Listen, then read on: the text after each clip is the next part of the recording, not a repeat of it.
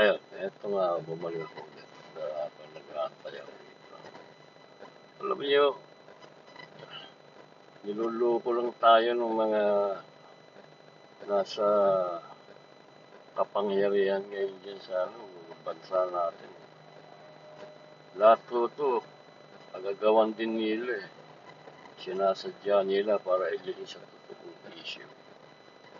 By the time na malaman na lang natin, yan si isa pa, itong si DOJ, Secretary, si Rimulya, abay, baka nasa ombudsman na yan.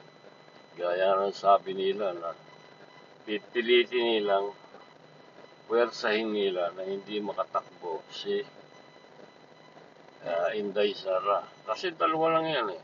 Pag inassassinate nila, malamang sa malamang, maraming magre-react. Malamang sa malamang, matanggal sila. Magrevolusyon. Yun lang ha, doon magre-revolusyon.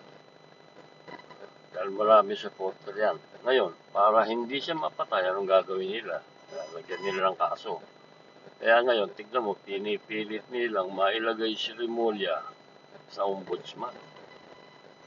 Hindi na tama ang ginagawa ng gobyerno natin. Binabaluktot na lahat ng batas. Wala na akong batas sa atin ngayon. Ang batas mo ngayon, dyan lang sa Kongreso ang nasusunod.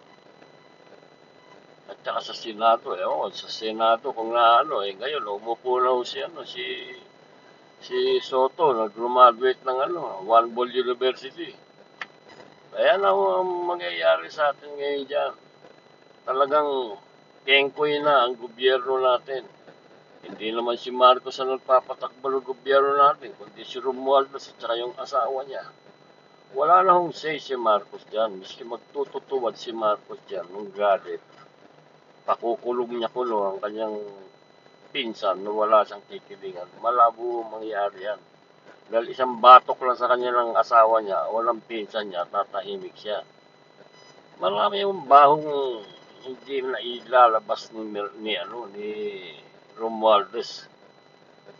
Hindi niya inilalabas dahil pagka nangyari yun, sinipa siya, siguradong lalabas ang baho ni Marcos. Malamang mapalitan siya. Ganun ang mangyayari. Kaya malakas nila loob ni Romualdez dahil alam niya nahawak sila ng Amerika. Andiyan dyan ang Amerika. Ang dami ng base nila. At saka isa pa, ay ang mga gamit ng Amerika dyan, pansuporta yan sa Taiwan. Ganun lang.